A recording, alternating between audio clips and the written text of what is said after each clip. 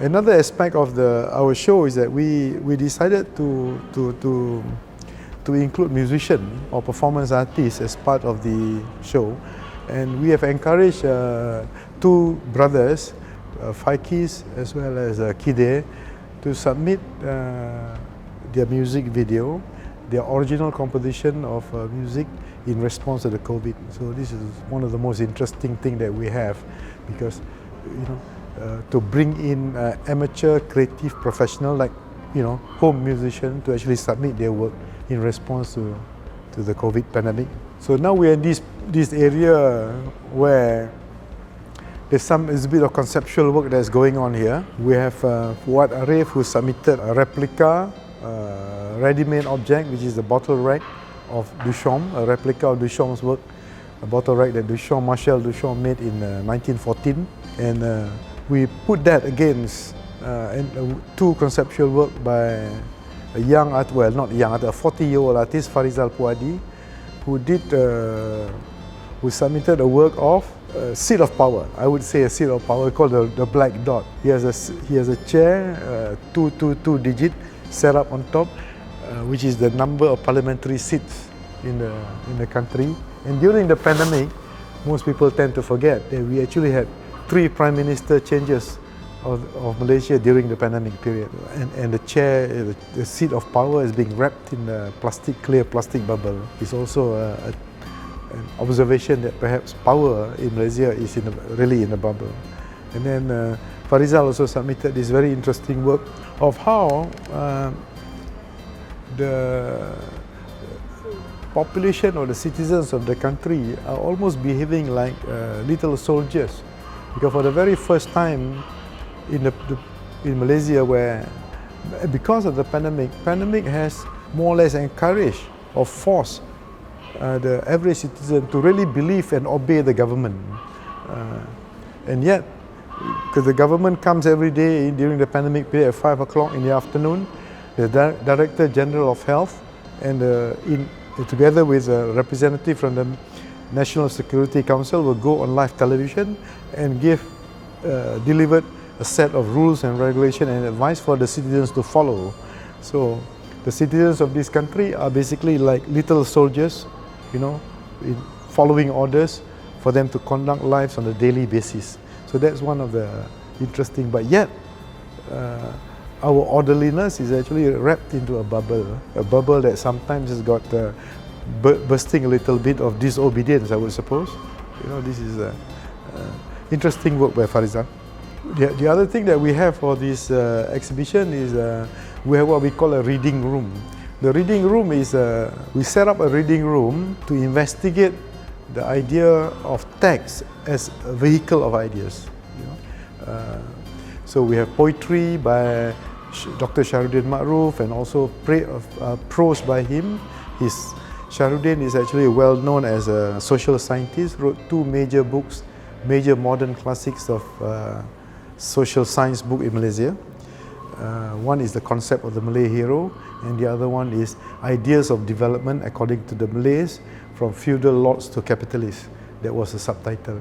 So Shahrudin is normally a very quiet, reserved and contemplative person, but the COVID has actually made him into and then suddenly his response to COVID is that he became reasonably loud on social media, on Facebook, and almost spent every day making commentaries about society, about political issues and whatnot on the Facebook. So we thought that it's very interesting for the curator to compile what he has written into a booklet and present those in an exhibition format, and that's what we have done now. And Raja Ahmad is another text participant. He wrote a bunch of poems that we compiled into a short booklet, and we presented that during this particular reading room for the audience to come and sit here and read through the poems and see how they respond to a set of texts. And the other thing, the other one that we have in this room, we have a set of about 7 people work together. These 7 are 1 artist and 6 scientists. The scientists or the technologists are from the fields of architecture, from fields of data miner, computer technologies.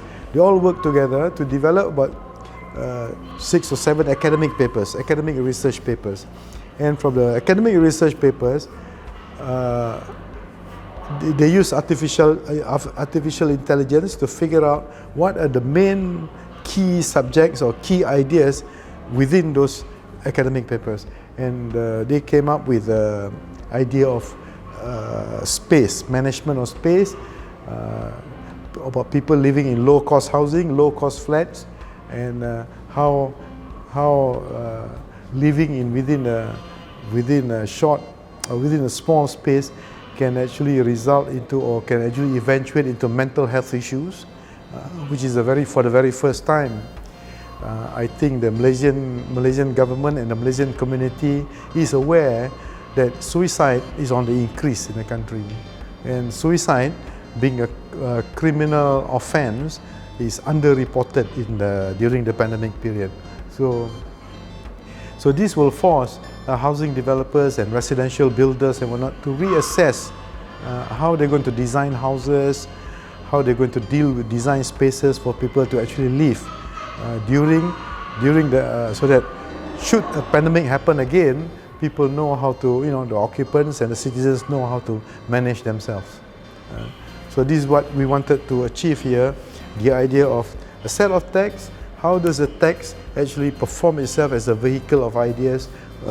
Ideas means visual representation of the ideas, or even generate new knowledge, generate new ways of doing things, and conduct our lives. Then we go towards the other part of the exhibition.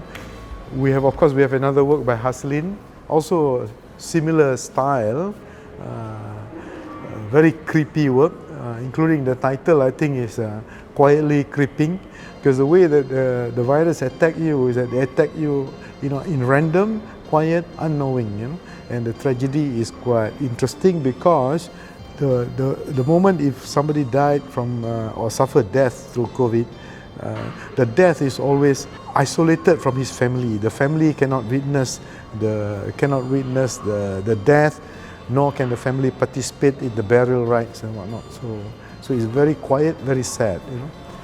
The other work we had was submitted by Razi Bedu.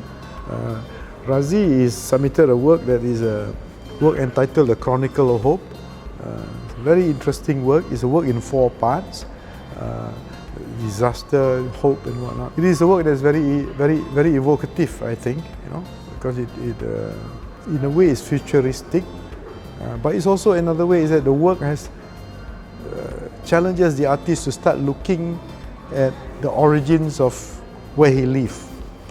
One of the problems with this pandemic, one of the effects of I guess of the pandemic is that make the artists or the people very much aware of the local condition and the local environment where he or she lives, instead of worrying about the globe, worrying about what happens in the world, worrying about traveling outside.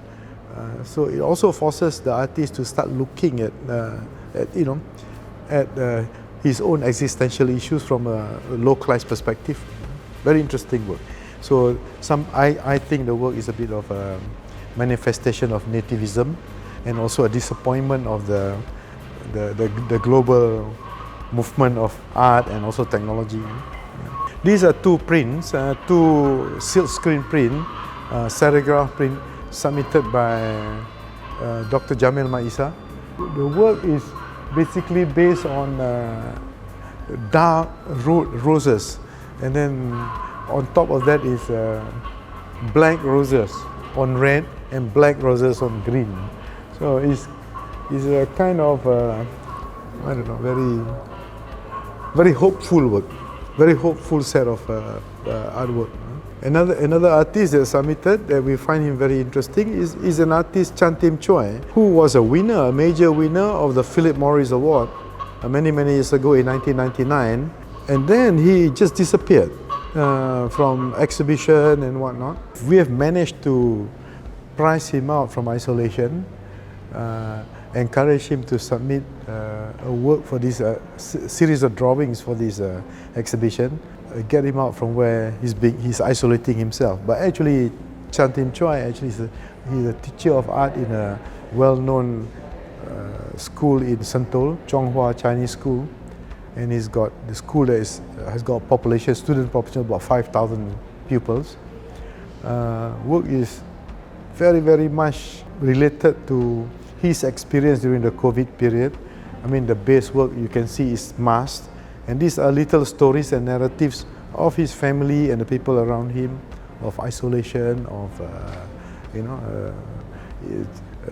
baby in Buayan or in a thing, and very, very, very nice work, very easy, very sensitive work. And then this one is very hopeful, playful, and one. And the other work we have is a very small object, art object, is a tin kosong, an empty tin. This is a little take, a sidebar on how history or chronicling of your own history is in the Southeast Asia, or especially in the Malay Peninsula, is always very oral, is orality based. The traditional history and chronicling and writing, drafting history is orality. And so we are trying to encourage visitors who visited the exhibition and artists who participate to record their own history via an empty can of tin. Some metaphor, of course, for the little bit humorous take on how leaders and thought leaders in this country can be considered as empty barrels, I suppose. Yeah. And here are two submissions by women artists, very well-known women artists. One is Alexandrina Chong. She graduated from Ohio, if I'm not mistaken. She submitted a series of visual journals, of her drawings she made during the period of isolation, and these are very interesting drawings, very, very personal drawing. She's in a mask, she's glum, she wore a red dress, and then she's blindfolding herself with a mask, and tears in her eyes while I suppose she's in the kitchen, with a chopper and whatnot. So these are, look at this. These are, she's so upset, she's growing horns in her head, So anyway, and these are dated 6th of June 2021. These are all the period that her experience and her visual journalizing during the pandemic period. So, she submitted 3 visual journals, and these are reproductions from her visual journal, and then so very interesting lady. The other one is a Megan Wono Vijoyo, highly intelligent artist, she's a filmmaker. She submitted 4 digital prints as well as another digital drawing. She's dealing almost with space, managing during isolation. She's got figures in white, blacked out, negative, and figures in black, filled up. And her work is like endangered community, evolved community, endangered work, endangered home. This kind of a bit lonely but very interesting work. Very interesting work. And she submitted also a small drawing called Locked. So this is her rendition and representation of how isolation has actually affected her life. There's the desk, work table, light coming through, comb, trapped in this little, carrier or drink, I suppose, or bowl of tea, a kettle of tea, I think. So interesting work, very, very lonely, but that's the truth. That's the truth of the COVID experience. And then we have this. This is this young artist, Shafiq Muhammad Noor, submitted 3 drawings in color pencils. Shafiq is a very interesting and very up and coming young artist who has won the Juros Prize at the Young Contemporary Artist in a couple of years ago, the competition in Malaysia in Balai National Art Gallery. Shafiq is a fantasist. He generated his own fantasy of his own reality. He manufactured reality, I think, manufactured landscape and reality. Very interesting work. This is a work about the roadblocks that go through his little village and whatnot, so it's interesting. But a far more interesting work for Shafiq is the work that he did when Parliament was suspended, the Malaysian Parliament was suspended, where he had a Dusun Parliament where the Parliament was overgrown by the foliage for the jungle. So, because Parliament never sat, so didn't have sitting. So during the suspension, so this is how Shafiq, in his mind, this is what the Parliament was. This is the meaning of Parliament being suspended. You know, papers left in files, left on the table. You know, there are no more parliamentarian. So it's his take on the Legislative Assembly. So we now come to this part. Another woman artist that submitted work for us is a lady by the name of Tan Nancy. Nancy is a well-known artist. She exhibited in many places in the past, including international arena. She's been featured in international journals and whatnot. But over the last few years, she hardly ever exhibited.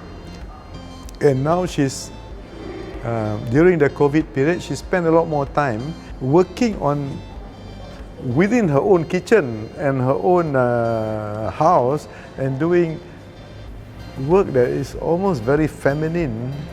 That's very feminine. Sewing, beading, working through this kind of using needles and beading. Very interesting, very feminine work.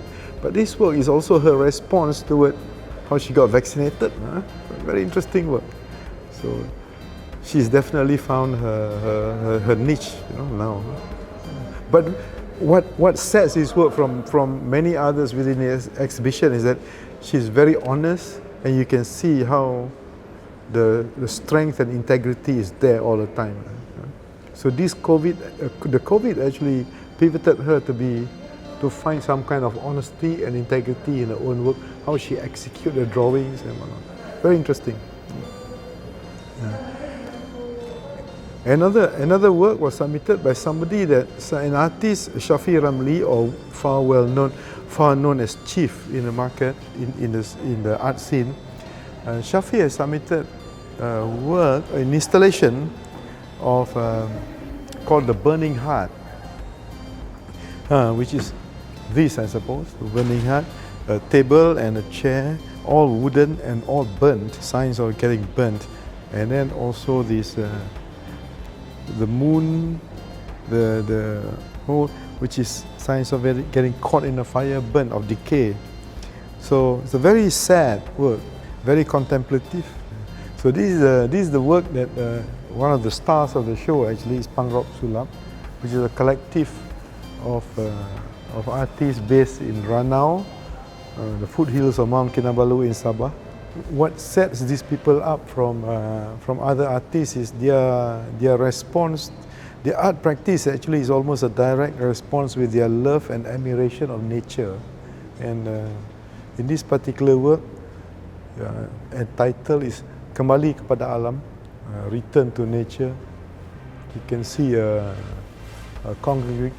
They're working around all in almost like a gotong royong or community self-help fashion, doing work and congregating around nature, and their shadows manifest itself as tombstones. So it's like doing work, having the ethics of self-help, working together, but shadowed by the possibility of expiry or death. So we found this work is so strong, so poignant, that we decided to use that as a cover of the show catalogue. So I think that's about all that we have for actually the visual arts component. And I hope the audience will find the work interesting. But we can go and see the last piece of the work is actually a neon work that is submitted by Fuad Arif, which is the last piece of this exhibition. Everything is alright. Semua akan baik-baik sahaja. So that is the message of the very contemplative exhibition that's largely the room temperatures, sadness and also contemplation. But out of all this pandemic, disaster and whatnot, everything will be alright. Semua akan baik-baik sahaja.